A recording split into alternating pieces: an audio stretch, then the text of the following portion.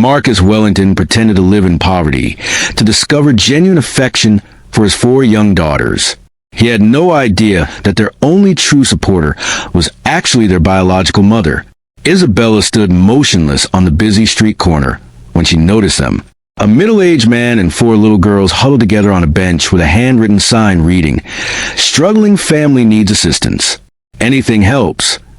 The girls wore worn-out clothing, their faces stained with dried tears, and the youngest shivered despite the mild weather. Isabella's pulse raced violently. "Dear God, these are innocent children," she murmured softly. Pedestrians hurried past as though the family didn't exist. One woman actually stepped on their collection jar, scattering the few coins inside. The father, gone and weary with his head hung low, drew the girls closer for protection. Isabella moved forward, her hands trembling slightly. "Excuse me, sir, why are these precious children sitting here? Where's their mother?" The man gradually lifted his gaze, and when their eyes connected, Isabella experienced an inexplicable sensation deep within her soul. A powerful, mysterious connection she couldn't rationalize. The 4 girls stared upward with identical wide, recognizable eyes. Eyes that had haunted Isabella's dreams for countless years. Before she could utter another word, the smallest girl whispered desperately, "Please, miss, don't abandon us." Isabella's breathing became labored. Why did her heart feel like it already recognized these children she supposedly never encountered? Minutes before this moment, Marcus Wellington had positioned himself on the chilly pavement outside a closed shop. His head remained lower beneath the hood of a faded blue hoodie. His garments were dusty, frayed at the seams, and his shoes appeared worn from countless difficult journeys. Any passerby would never suspect the reality that beneath those shabby layers existed a 37-year-old African-American billionaire, the founder of Wellington Technologies, and among the most powerful businessmen in Chicago. However, none of that held significance this particular day. Today he represented merely an anonymous individual seated beside a cardboard placard that stated, "Grateful for any kindness." His fingers felt frozen. His dignity felt even colder. Still, he compelled himself to stay motionless, to watch carefully, to remain patient. This marked the 4th week of his confidential experiment, searching for a woman capable of showing compassion without awareness of his fortune. A woman who could recognize a human being before recognizing wealth. A woman who could become a maternal figure to his 7-year-old quadruplet daughters. People rushed past without acknowledgement. A handful tossed loose change. Several muttered cruel remarks as they hastened along. Marcus released a slow breath. "Perhaps this plan is ridiculous," he whispered quietly. "Or perhaps this represents exactly what divine providence intends." A shadow appeared overhead. A woman's voice, compassionate yet fatigued, spoke tenderly. "Have you eaten anything today?" Marcus glanced upward. Isabella Martinez stood before him, 31 years old, African-American, stunning, her eyes radiating kindness despite the weariness evident in her expression. She wore a stained restaurant uniform, her dark hair secured in a simple ponytail, and clutched half a morning bagel wrapped in aluminum foil. "I'm managing fine," Marcus mumbled, maintaining his disguise. Isabella shook her head firmly. "Don't do that. You appear famished." She extended the bagel toward his hand. "Please accept it." Marcus stared at the offering, genuinely shocked. She hadn't simply donated leftovers. She'd given him half of her personal breakfast. No pause, no revulsion, no condemnation. Simply pure kindness. Isabella stepped backward, smiling gently. "I notice you here each morning. I don't possess much, but sharing breakfast seems possible." He swallowed with difficulty. "I appreciate this." She nodded warmly. "May blessings find you." Then she briefly touched his shoulder, a quick, reassuring gesture before heading toward the transit station. Marcus observed her until she vanished from sight. His heart experienced an unusual sensation, warmth, vitality, awakening. Later that evening, he returned not to a dilapidated shelter, but to a secured estate. The moment he entered through the entrance, a whirlwind of excitement rushed toward him. "Papa!" Madison leapt into his embrace. "You're finally back?" Mackenzie clutched his pants leg. Did you locate her today? Morgan inquired, eyes bright with anticipation. Marcus hesitated momentarily. Locate whom? Our mama, the four girls exclaimed simultaneously. His chest constricted painfully. Girls, we discussed this matter. But we require her, Madison whispered, her voice breaking. We're exhausted being the solitary kids without a mama. Marcus embraced him firmly, fighting to maintain composure. He possessed wealth, influence, everything material, yet he couldn't provide what they desired most desperately. Grandma Sophie, his grandmother, entered the space. Her silver hair framed a wise, serene countenance. Marcus, she said quietly, did the lore reveal anything significant today? He paused momentarily. Isabella's face flickered through his thoughts. The compassionate eyes, the quiet strength, the manner she blessed him without knowing his identity. Yes, he whispered softly. He didn't comprehend what she would signify to them yet, but something within his spirit communicated. She wouldn't represent just another passerby. Grandma Sophie nodded as though she already understood. Then continue sitting, she advised. God's preparing to unveil the truth. The following morning, Isabella rushed through the rear entrance of the restaurant, fastening her apron with one hand and gathering her curls into a bun with the other. She arrived 18 minutes late once again, and her supervisor already stood with crossed arms. Martinez, he sighed heavily. Difficult morning? When aren't mornings difficult? She muttered quietly, though still managed a slight smile. This won't repeat itself, Mr. Thompson. He didn't pursue the matter further. Everyone understood she maintained two employment positions, provided care for her sister Maya, and essentially raised her nephew Christopher.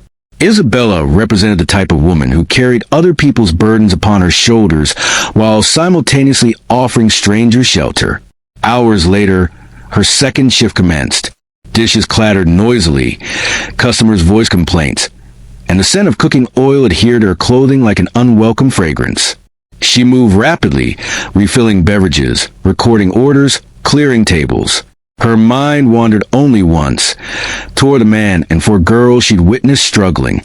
She couldn't dismiss the image. The man of the smallest one clung to her father.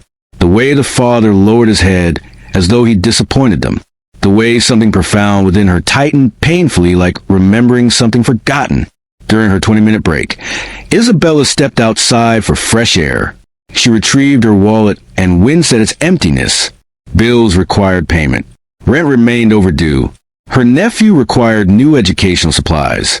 Maya's college expenses fell short again. She pressed her forehead against the brick exterior. God, please grant me endurance. I'm doing everything possible. A tear escaped, and she wiped it away immediately. She didn't cry. She didn't possess time for tears. When her shift concluded, Isabella purchased $3 meal burgers, the maximum she could spare.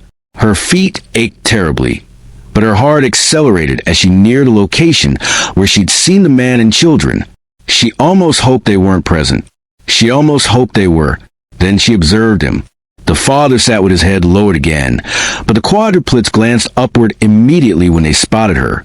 Their eyes illuminated as though she'd arrived carrying sunlight itself. Miss, the smallest girl, Morgan, waved enthusiastically. You returned. Isabella knelt, her knees stinging against the concrete. Naturally, I did. She handed each girl a burger. Their small hands trembled with excitement before they whispered tiny, grateful acknowledgments. Marcus, the man in disguise, watched silently, his heart pounding harder than anticipated. He studied how she touched each girl's shoulders, gentle and careful, as though she'd known them eternally. He watched how Morgan rested her head against her arm, and how she didn't recoil. She leaned into her as though her body recognized her. Miss, Mackenzie asked softly, are you perhaps an angel? Isabella smiled, though her throat tightened. Sweetheart, I'm nowhere close to an angel. I'm simply someone who dislikes witnessing children hungry. Marcus swallowed with difficulty. You needn't do all this, he stated, attempting to keep his voice from trembling. She glanced toward him. Sir, I recognize struggle when I witness it. I experienced it growing up. And hunger, she shook her head. Hunger affects differently when children are involved. The girls moved closer toward her, surrounding her on all sides, one leaning against her shoulder. Marcus's chest tightened painfully. They'd never behaved this way with anyone previously. Isabella stood gradually. I finish work late tomorrow, but if you're present here, I'll bring proper food. Something warm. Marcus blinked repeatedly. Why would you do that? Because somebody needs to care, she responded. Her voice softened. And today that somebody happens to be me. She departed quickly, not trusting her own emotions. Marcus watched her leave, his breathing unsteady. He didn't know her name, her history, or why his daughters were drawn to her so powerfully. But something deep within his spirit whispered clearly, she represents the one. The following morning, Isabella's alarm sounded at 5:15 in the morning, interrupting her brief, fragile sleep. She groaned, silenced the phone, and rolled from bed. Her back ached from yesterday's double shift, and her feet felt as though they'd walked through flames. Still, she arose. She always arose. Christopher, her 8-year-old nephew, slept peacefully on the folding mattress near the window. She bent and kissed his forehead tenderly before tiptoeing into the kitchen. Maya, her younger sister, had fallen asleep at the table, textbooks scattered around her. Maya, Isabella whispered, nudging her shoulder gently. Go rest properly. You have classes in several hours. Maya blinked awake. I was waiting for you. Did you eat anything? Isabella forced a smile. Yes, sweetheart. Go sleep. Maya hesitated, studying her sister's exhausted eyes. You assisted another homeless person today, didn't you? Isabella froze. Maya always understood. Maya, they were children, Isabella whispered. For little African-American girls. They appeared as though they hadn't eaten in days. Maya sighed, rubbing her temples. Isabella, you need to stop attempting to rescue everyone. We can barely rescue ourselves. Perhaps Maya was correct, but Isabella's heart never permitted her to walk away. By midday, Isabella was drowning in stress. A rude customer complained about his meal, though he consumed every portion. When she politely explained she couldn't refund an empty plate, he slammed his fist on the counter violently. Your attitude represents a problem, he barked angrily. Mr. Thompson sided with the customer. That's your 4th complaint this month, Martinez. I can't continue tolerating this. Isabella bit the inside of her cheek. Sir, I was respectful. You're suspended for the remainder of the week, he stated flatly. We'll discuss your schedule next Tuesday. The words sliced her like a blade. She walked out the rear entrance, chest constricted, vision blurring. Outside, she leaned against the alley wall and permitted the tears to flow freely. This time, her bills flashed through her mind. Rent, utilities, food, Maya's tuition. God, why? She whispered desperately. Why does existence keep battling me? She sank toward the ground, burying her face in her hands. Across the street, Marcus had just arrived for his daily performance of sitting roadside. He spotted her instantly, knees drawn to her chest, shoulders shaking. His heart twisted painfully.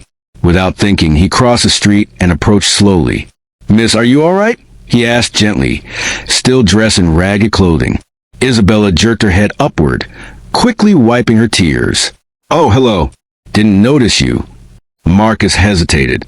He wanted to comfort her as himself, not as a beggar, but he forced himself to maintain character. Would you like to discuss it? He asked quietly. Her laugh was weak and broken. Discuss? I don't even know where to begin. She leaned her head back against the wall.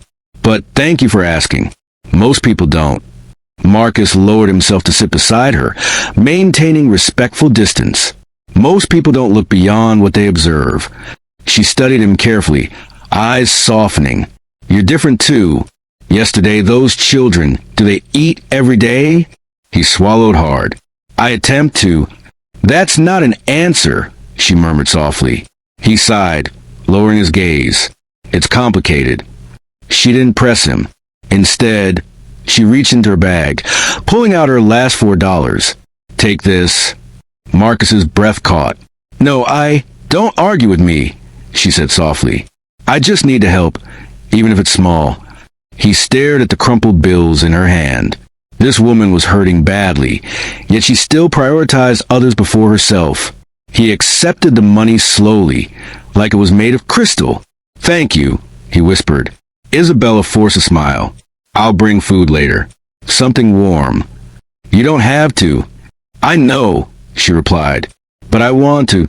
She walked away, head held high, even though her heart felt heavy. Marcus watched her until she disappeared around the corner. He whispered to himself, "God, if she isn't the one, why does my spirit feel like she is?" The Wellington mansion erupted with noise the moment the quadruplets awakened. Madison was loudly singing in the bathroom. Mackenzie was practicing cartwheels in the corridor, and Morgan was attempting to feed cereal to the family cat. Marcus, still exhausted from yesterday's events, rubbed his face and leaned against the doorway of their shared playroom. "Girls, could you please settle down for just 7 minutes?" "No," all four shouted in perfect harmony. Marcus sighed deeply. "Lord, grant me patience." As he turned to walk away, Madison grabbed his shirt. "Papa, The girl stared upward with big, hopeful eyes. "Can we visit Miss Isabella today?" Marcus froze completely. Mackenzie popped out from behind a couch cushion. "Yeah, she's kind. She smelled like cinnamon. And she hugged me," Morgan added proudly. "And she wasn't afraid of dirt," Madison whispered conspiratorially. Marcus's throat tightened painfully. "Girls, Miss Isabella has her own existence. She works 2 jobs. She has a family requiring care. But she loves us," Madison murmured softly. The words hit Marcus like a physical blow. He crouched down to their level. "She doesn't know you like that." "Yes, she does," Mackenzie protested firmly. Morgan nodded vigorously. "Papa," she looked at us like she recognized us. Marcus's heart fluttered, confused and shaken by their innocence. Before he could respond, one of the housekeepers, Miss Rosa, walked by with laundry and leaned in conspiratorially. "If you girls behave properly," she whispered to them, "perhaps your papa will permit you to see her again." The girls gasped excitedly. Marcus glared. "Miss Rosa, please don't encourage them." She winked and continued walking. "Children understand what the heart understands before adults do." Marcus groaned. That was when he made his second error of the morning. He turned his back for 3 minutes. Just 3. In those 3 minutes, the quadruplets held a meeting. A secret meeting. Madison was the leader, Mackenzie the strategist, Morgan the scout, and the youngest managed distractions. Mackenzie whispered, "Papa said she works near the corner shop." "And we know the route," Madison said confidently. Morgan nodded. "So we just walk there." Simple. 7 minutes later, Miss Rosa screamed from the front hall, "Marcus, your children are missing." Marcus shot from his chair like he'd been electrocuted. "Missing? Missing where?" They walked straight through the gate. Marcus's heart went into overdrive. He grabbed his keys, bolted outside, and prayed desperately as he sped down the driveway. "God, please don't permit anything to happen to them." Meanwhile, the quadruplets wandered down the sidewalk, tiny backpacks bouncing with each step. They resembled 4 determined ducklings. Madison held her sister's hands firmly. "We must find Miss Isabella. Papa's sad. We're sad. She makes us happy." Mackenzie nodded. "And she has warm food." "And she's beautiful," the youngest added. Morgan agreed enthusiastically. The girls made it to the bus stop, but when vehicles zoomed past, their confidence evaporated. The youngest whimpered, I think we're lost." Nobody stopped to help. People walked past, too busy or uninterested. Then a soft gasp echoed nearby. "Oh my goodness, what are you for doing out here alone?" The girls turned. Isabella stood several feet away, still in her restaurant uniform, holding grocery bags that she nearly dropped. Her face went pale with shock. "Sweethearts, where's your father?" she whispered, kneeling quickly. Madison threw her arms around her neck. "We came to find you." Mackenzie sniffled. "Papa needs you." Morgan clung to her shirt. "We got lost." The youngest began crying. Isabella's heart shattered instantly. "Lord Jesus." Okay. Come here. She embraced all four at once, her arms shaking. "You could have been hurt," she scolded softly. "Don't you ever come out here by yourselves again. Do you understand me?" "Yes, miss," they whispered all four at once. She brushed tears from their cheeks and from her own. "Come on, we're going to sit right here and wait for your father." 7 minutes later, tires screeched. Marcus jumped out before the vehicle fully stopped. "Girls," his voice cracked with panic. The quadruplets ran to him, but Marcus froze mid-reach when he saw who was kneeling beside them. Isabella, holding them, protecting them, crying over them. Their eyes met, and for a moment, Marcus forgot how to breathe. Isabella swallowed, voice trembling with anger and fear. "Sir, these girls could have been taken. Someone could have harmed them. I understand," he whispered. "I'm deeply sorry." She lifted the youngest into his arms, her fingers brushing Marcus's by accident. A strange jolt shot through both of them. Isabella's voice softened. "I'm just grateful they're safe." Marcus stared at her, heart pounding violently. Why did she look like she belonged there with his daughters? With him? Like God had placed her in their path intentionally. Marcus was still breathing hard when he buckled the girls into their seats. His hands shook with residual fear. He had never been this terrified in his entire existence. Isabella stood by the open vehicle door, her expression tight with worry and slight anger. She wasn't leaving until she knew they were okay. Madison leaned over, tugging her shirt. "Miss Isabella, are you coming with us?" Isabella blinked, caught off guard. "Sweetheart, I can't just... We want you to..." Mackenzie said softly. Morgan nodded rapidly. "Papa's scared. You make Papa not scared." The youngest agreed wholeheartedly. Marcus nearly choked. What are you discussing? She doesn't need to." Isabella raised a hand. "Stop. I understand what they're saying." She turned to Marcus, her tone gentle but firm. "They've been through something frightening today. They don't want to say goodbye yet." Marcus swallowed emotion climbing his throat. You don't have to do this." "I know," she said, surprising him again. "But I want to make sure they're calm." Before he could respond, the girls chanted, Miss Isabella, until she sighed and laughed. "Fine, I'll follow you." The relief on all four girls' faces was instant and brilliant. Back at the Wellington mansion, Isabella stepped from her vehicle and stared upward at the enormous home. She'd witnessed wealth before, on television, in magazines. Never like this. Never this close. And never with four little girls tugging her hands, proudly dragging her toward the front doors like this was the most natural thing in existence. "Come on," the youngest insisted. "We'll show you our room." Marcus followed behind, rubbing his temples. "Slow down, girls. Don't overwhelm her." Isabella smiled. "I think I can handle it. They're wonderful." Wonderful was an understatement. The quadruplets worship her already. Inside, Miss Rosa gasped dramatically. "Lord have mercy. You must be Miss Isabella." The girls answered for her simultaneously. "Yes." Miss Rosa wiped her hands on her apron and released a satisfied hum. "MHM. Knew it when I saw her yesterday. Didn't I tell you, Marcus?" She poked his arm. The heart understands before the mind catches up. "Miss Rosa," Marcus muttered, embarrassed. Isabella tried not to laugh. Upstairs, the girls proudly revealed their giant, colorful playroom. Toy vehicles, stuffed animal dolls, and a bookshelf full of stories lined the walls. Isabella sank onto the beanbag as the youngest crawled into her lap, like she'd been doing it for years. Mackenzie dragged over a drawing. "Look, we created this." Isabella took the paper and froze.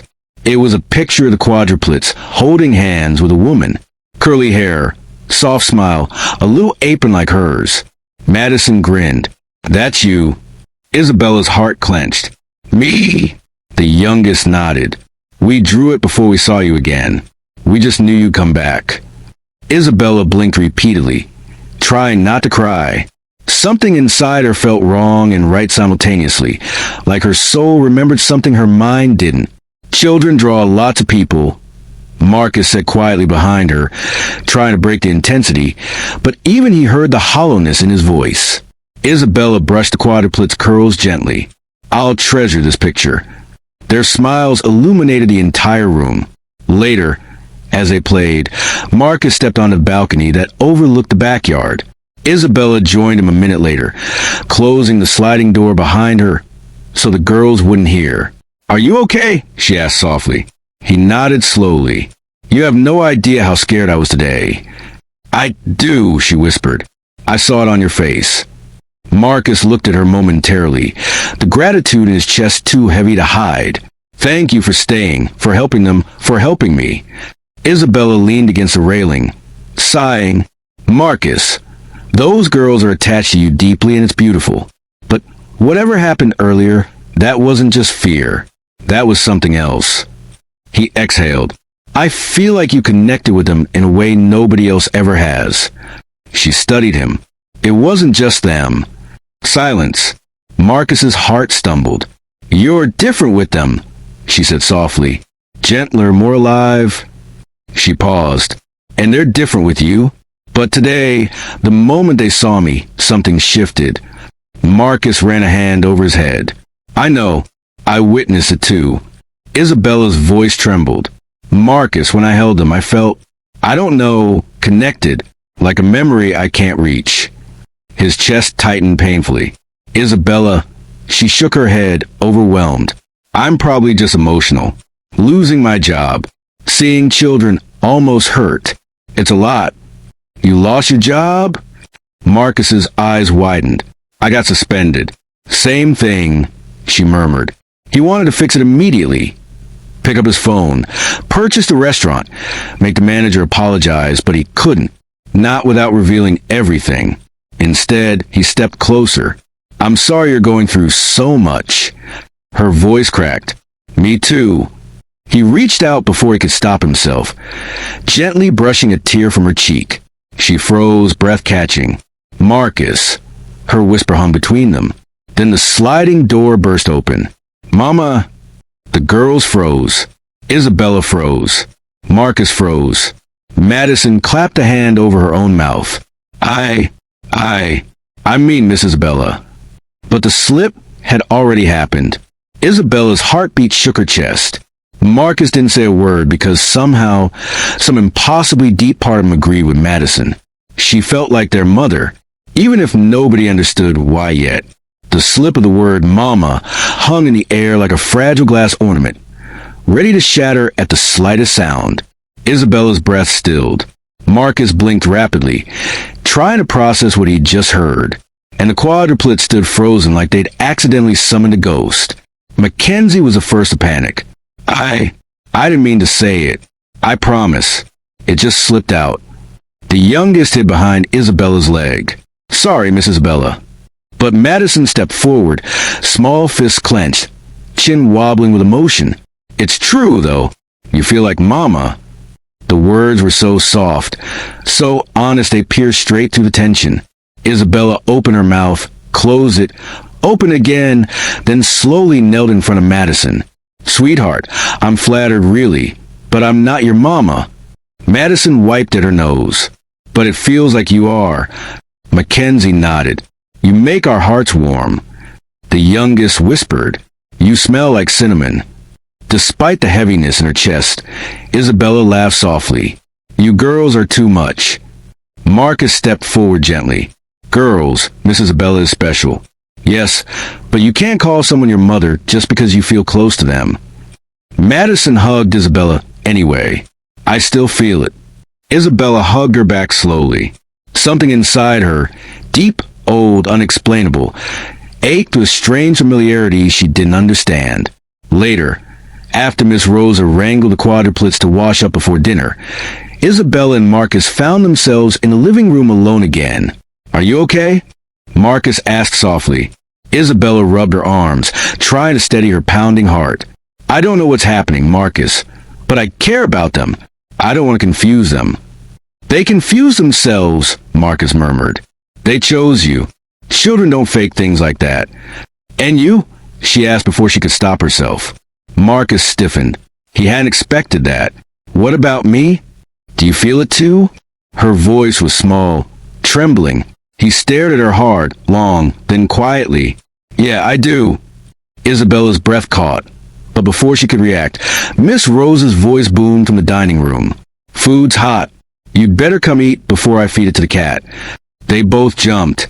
Dinner was chaos. Warm, messy, loud chaos. The quadruplets squeezed on either side of Isabella, leaving Marcus stranded across the table. The girls fought over who got to sit closest. The youngest fed her cornbread with her hands. Mackenzie kept showing her card tricks. Madison kept scooting her chair closer, like the world would fall apart if she moved an inch away. Marcus watched quietly, emotions swirling. Something about the scene felt right. Too right. Grandma Sophie finally entered, cane tapping softly. Well, she hummed with a knowing smile. "So this is the young lady I've been hearing about?" Isabella stood quickly. "Hello, ma'am." "Oh, hush, child." Grandma Sophie opened her arms. "Come give me a hug." Isabella stepped into the embrace, surprised by how warm and soothing it felt. Grandma Sophie patted her back like she'd known her forever. "You have a gentle spirit," Grandma Sophie whispered. "I can feel it." Isabella didn't know how to respond, but it left her blinking back unexpected tears. When Grandma Sophie sat, she studied her grandson, Marcus. "Yes, Grandma? Don't you mess this up." Marcus nearly choked on his water. "Grandma," Isabella's eyes widened. Grandma Sophie pointed at the girls. "Look at those babies. Look how peaceful they are with her. Look how she glows sitting between them. God sends signs. Don't pretend you're blind." Isabella covered her face, cheeks burning. Marcus muttered, "We're just taking things slow." Grandma Sophie snorted. "God doesn't move slow.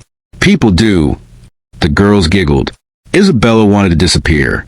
After dinner, Marcus walked Isabella to her vehicle. The quadruplets begged her to stay, but she promised to visit again soon. Once they were alone, the silence stretched. "I'm sorry about earlier," Marcus murmured. "My grandma, she's harmless but blunt." Isabella laughed weakly. "Honestly, I needed to laugh." Then her smile faded. "Marcus, I meant what I said. I don't want to confuse your children." "You're not confusing them," he said softly. "You're giving them something they've been missing." Isabella leaned against her vehicle door. "They're incredible, Marcus. I don't know how you raised them so well on your own." His jaw tightened. "Not alone. Grandma Sophie helped. Miss Rosa too. And I didn't plan to be a single father." She sensed it instantly. Pain. Isabella stepped closer. "What happened to their mother?" Marcus's eyes darkened, not with anger, but with heartbreak. "It's complicated." "Everything with you seems complicated," she said quietly. "Because it is," he admitted.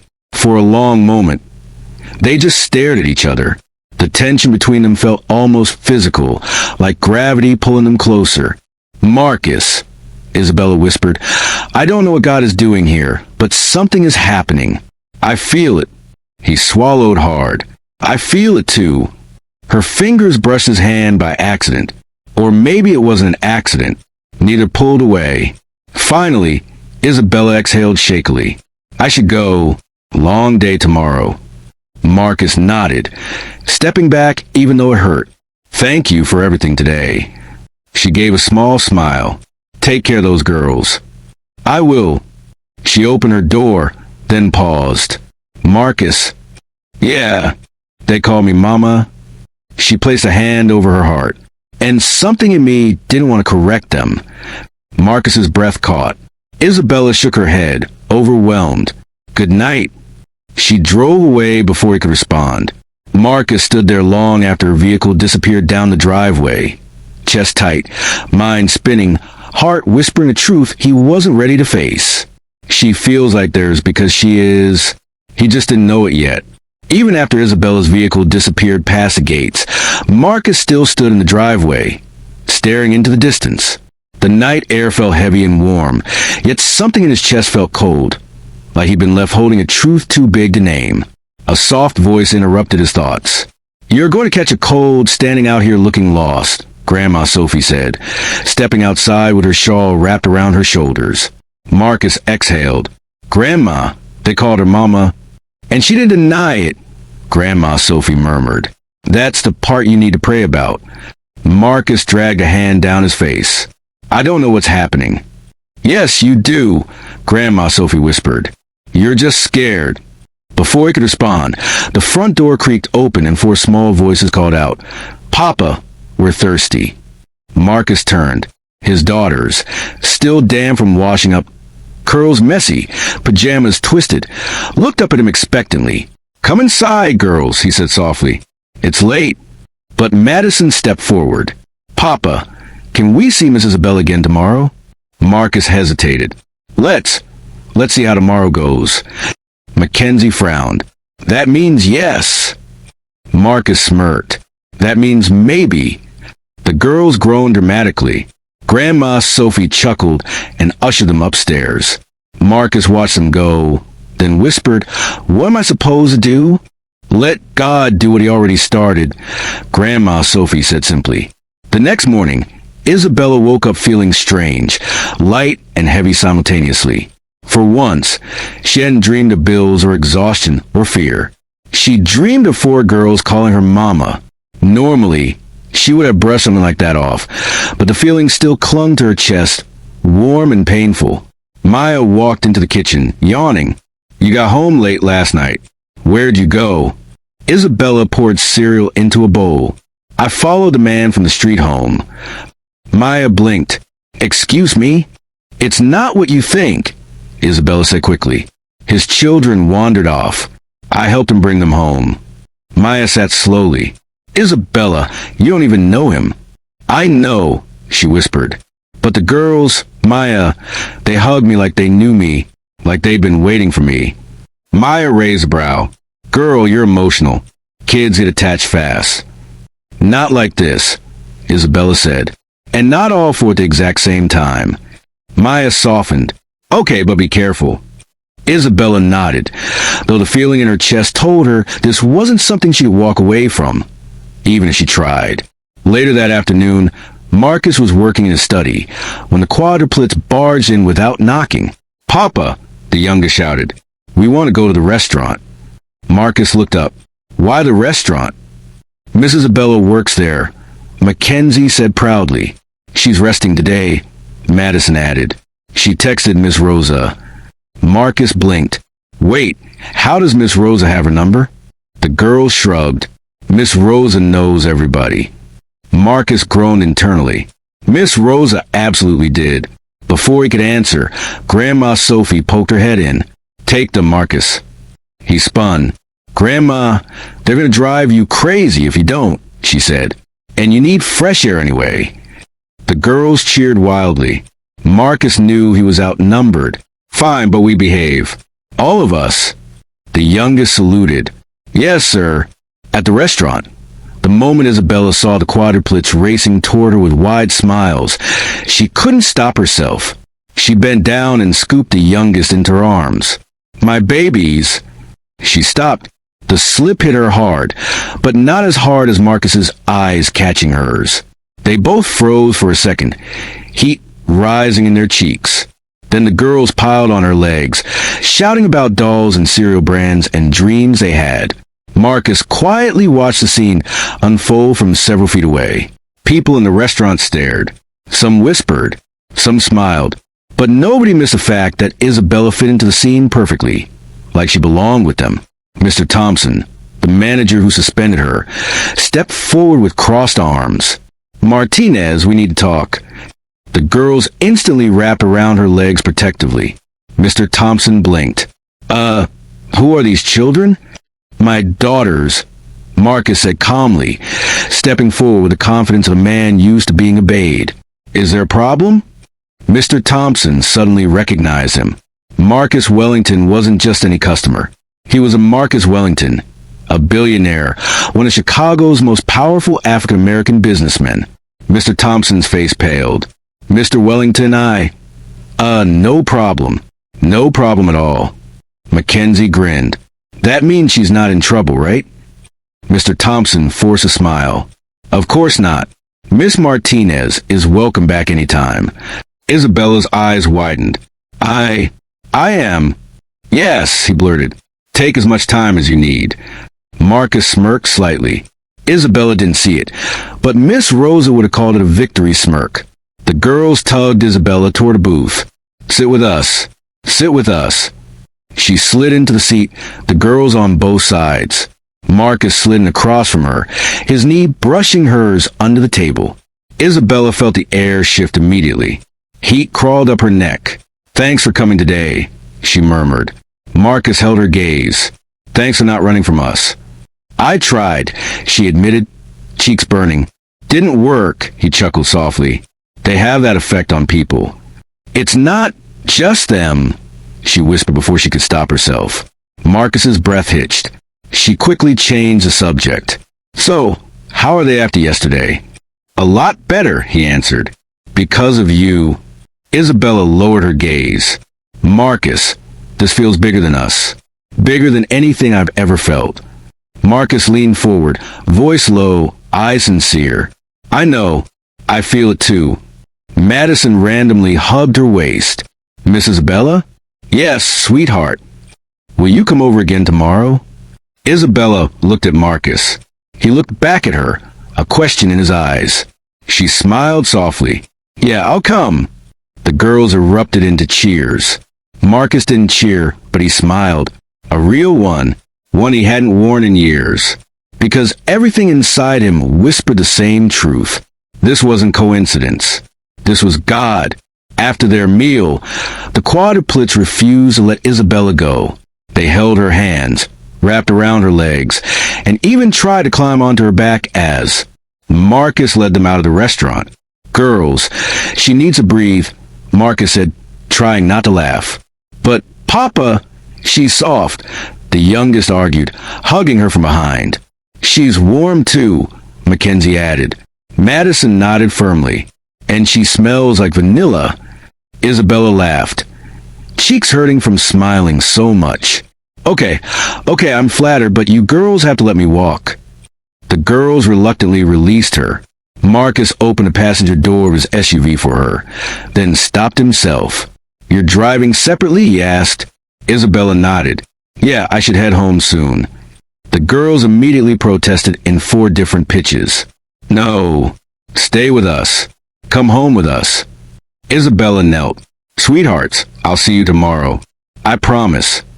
Madison held her cheeks gently. "You promise?" "Promise like heart promise." Isabella pressed her forehead to hers. "Heart promise." Satisfied, the girls climbed into their seats, still watching her like puppies afraid she might disappear. Marcus closed their doors, then walked her to her vehicle. "Are you really coming tomorrow?" he asked quietly. "Yes," she said before she could overthink it. "I want to." He exhaled. Relief, disbelief, maybe both. "Good. I'm glad." Their eyes held each other for a moment. Too long, too warm, too familiar, too dangerous. Isabella slipped into her vehicle quickly. "Good night, Marcus." "Good night, Isabella." The next day, late afternoon, Marcus had told himself all morning he wasn't going to stare out the window waiting for her vehicle. But that's exactly what he ended up doing. "Boy, if you look out that window one more time, I'm going to smack your head straight," Grandma Sophie said, folding laundry at the table. Marcus jumped. "I'm not looking for her." "You've been looking for her every 12 minutes since you woke up," she said dryly. Before he could respond, the Quadruplets screamed from upstairs. "She's here! She's here! Mama!" Madison slapped her own mouth in panic. "Miss Isabella. I mean Miss Isabella." The girls thundered down the stairs, nearly tackling Isabella as soon as she stepped inside. Isabella stumbled back, laughing. "You're going to break me. Slow down." Madison wrapped around her waist. Mackenzie hugged her arm. The youngest squeezed her leg. Morgan held her hand. Miss Rosa appeared from the kitchen with her wooden spoon. "If you girls shake this house one more time, I'll roll you in flour like fried chicken." The girls straightened immediately. Isabella giggled. Marcus came down the stairs, and the way he looked at her, like she was sunlight, made Isabella's heart flip in her chest. "Hey," she said softly. "Hey," he echoed, and for a moment the world around them dimmed. Isabella spent the next hour helping the girls build a giant blanket fort. It ended with the youngest sitting on her shoulders, Madison fixing her hair with toy clips, and Mackenzie trying to style Marcus's beard with ribbons. "These girls are going to wear you out," Marcus said, arms folded as he watched her laugh. "I don't mind," she said. "They're special." "You're special to them," he replied. She looked up at him, something unspoken passing between them. But before anything could unfold, the doorbell rang. Marcus's brow furrowed. "Expecting someone?" Grandma Sophie shook her head. "Not me." Marcus opened the door and froze. A tall woman stood there in a tight crimson dress, high heels, expensive perfume clouding the air. Her hair was bone straight, nails sharp, expression smug. "Marcus," she purred. "Miss me?" Isabella heard it from across the room and slowly stood up, all the warmth draining from her chest. Marcus growled, "What the hell is this?" The woman folded her arms smugly. "Just a welfare check. Perfectly legal. I told them I was worried about my children." Isabella's breath caught. "Your children?" "Her name is Vanessa," Marcus said through clenched teeth. "And no, I don't miss you." Vanessa pushed past him like she owned the house. "Well, you should," she said, flipping her hair, "because I'm back." Isabella stiffened. Grandma Sophie muttered something under her breath that definitely wasn't Christian. Miss Rosa clutched her wooden spoon like a weapon. Vanessa spotted Isabella and scoffed. "Who's she?" "Another nanny you hired to replace me." Isabella's heart stuttered. "Replace." Marcus stepped between them. "Don't start." Vanessa smirked. "Relax, baby. I'm just saying hello." Madison's voice trembled. "Papa, we don't like her." Isabella felt her stomach drop. Marcus crouched beside his daughter. "It's okay. Papa's here." Vanessa rolled her eyes. "They're so dramatic. Anyway," she lifted her expensive purse. "I'm back to claim what's mine." Marcus stood slowly. "Nothing here belongs to you." "Oh," she said sweetly. "Not even our girls?" Isabella's breath hitched. She looked at the quadruplets, terrified, clinging to her like she was the only safe place in the room. Marcus's voice turned ice cold. "You abandoned them." Vanessa shrugged. "I was young, busy. Marriage wasn't for me." She eyed her acrylic nails. "But now I'm ready to be their mother again." The room dropped into dead silence. Isabella's chest tightened painfully. The quadruplets were shaking, all four glued to her. Mackenzie whispered, "We don't want her." The youngest lip quivered. "We want Miss Isabella." Vanessa barked a laugh. "This dusty waitress? Girl, please." Isabella's face burned with humiliation. Marcus stepped forward, voice low and deadly. "Watch your mouth." "Or what?" Vanessa challenged. "You still in love with me?" "No," Marcus said immediately, without even blinking. Isabella felt something warm and dangerous flare in her chest. Vanessa stepped closer, her tone turning venomous.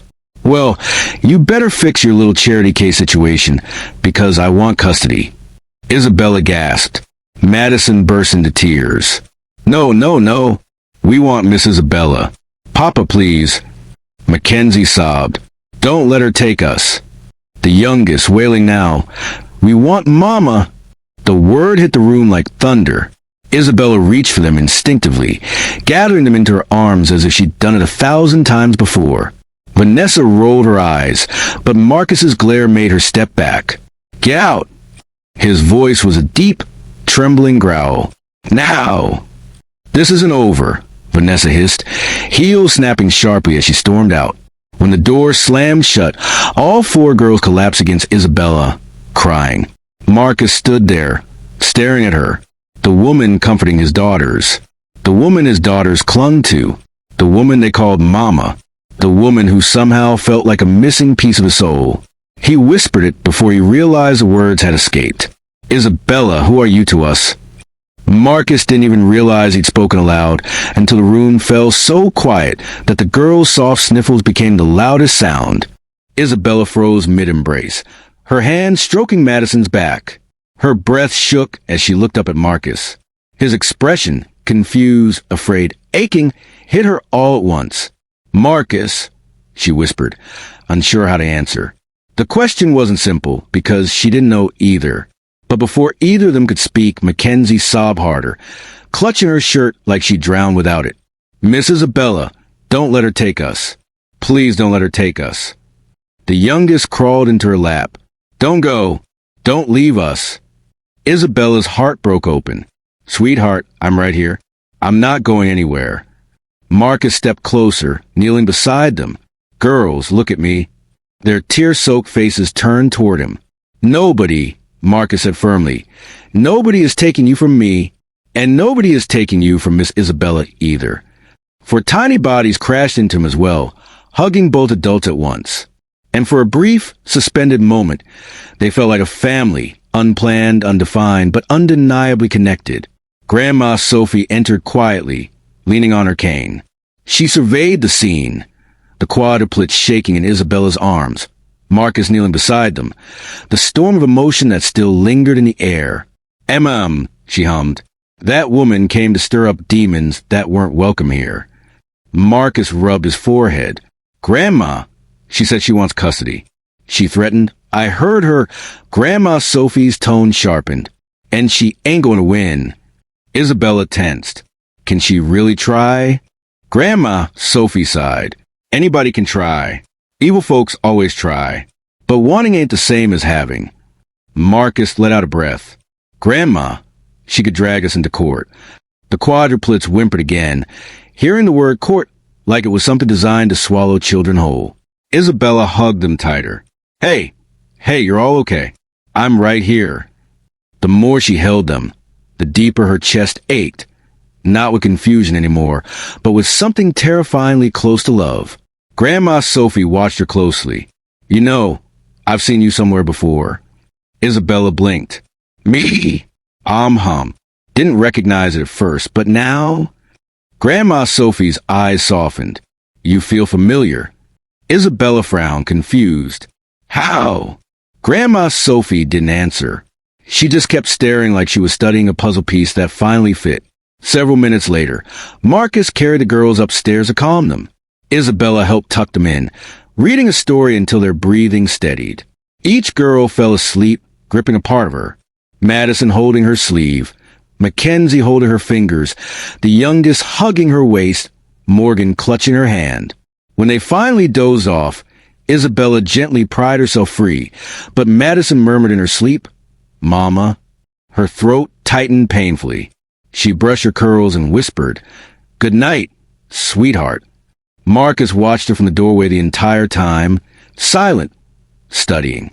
When she stepped out, he closed the door behind them and exhaled shakily. "They've never cried like that," he whispered. Isabella's eyes glistened. They were terrified. He nodded. Because of her. Because of the woman who walked out on them like they were nothing. Isabella swallowed.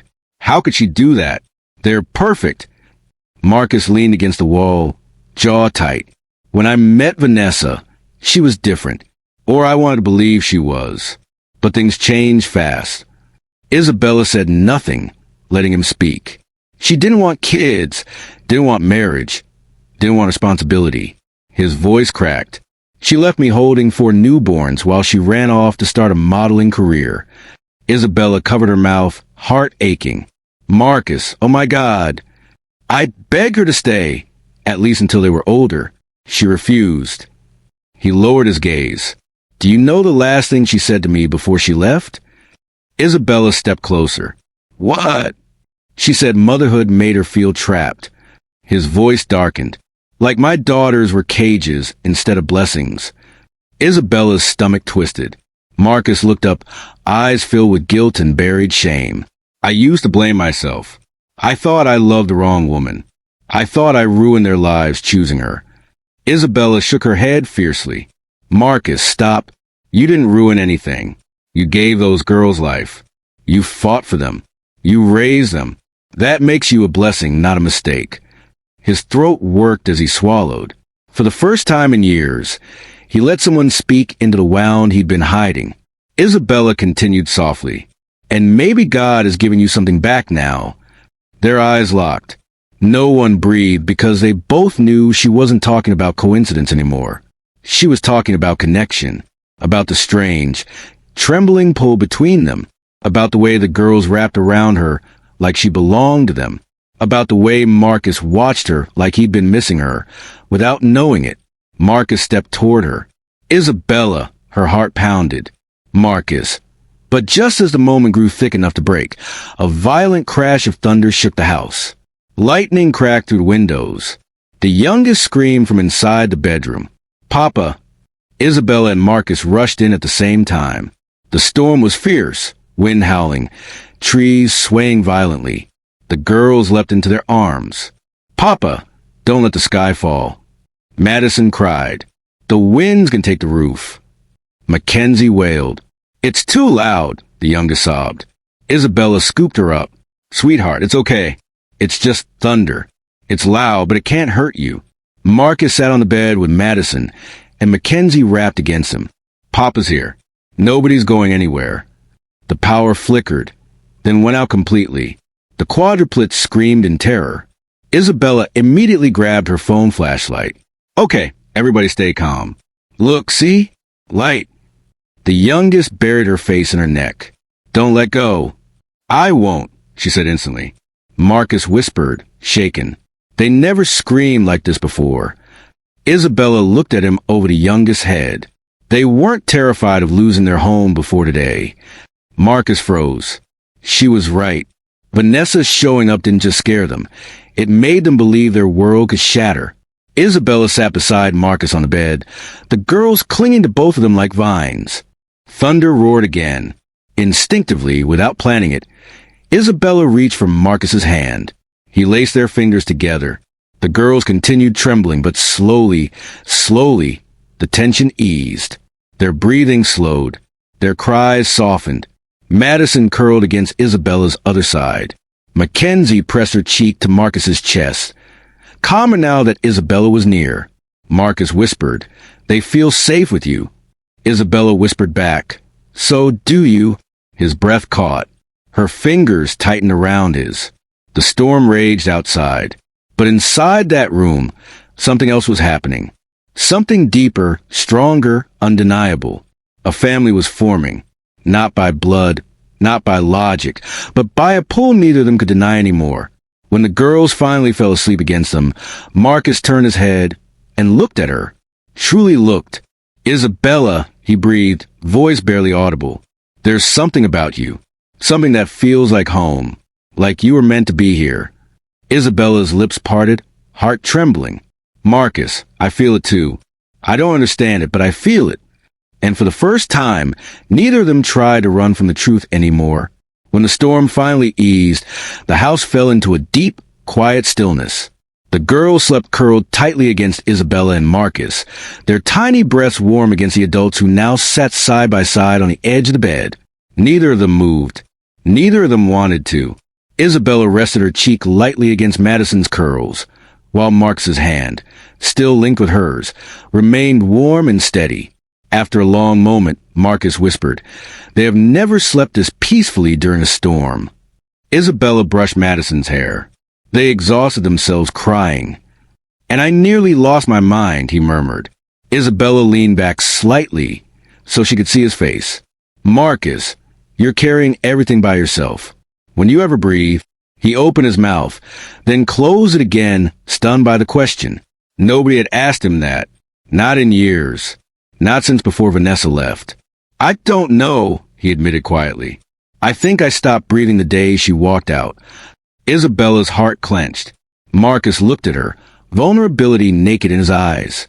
"And then you showed up out of nowhere." His voice shook. "And suddenly I can breathe again. Like God knew I was drowning and sent you to pull me out." Isabella's throat tightened painfully. "Marcus." But before she could say more, the youngest stirred in her lap, whimpering. "No, Mama, don't leave." Isabella froze. Marcus didn't. He closed his eyes, pain slicing across his face. "She keeps saying that," Isabella whispered. It's just because I'm comforting them." Marcus looked at her slowly, deeply. "Is it?" Her breath hitched because it didn't feel like just that. It felt like something older, something bigger, something she couldn't name.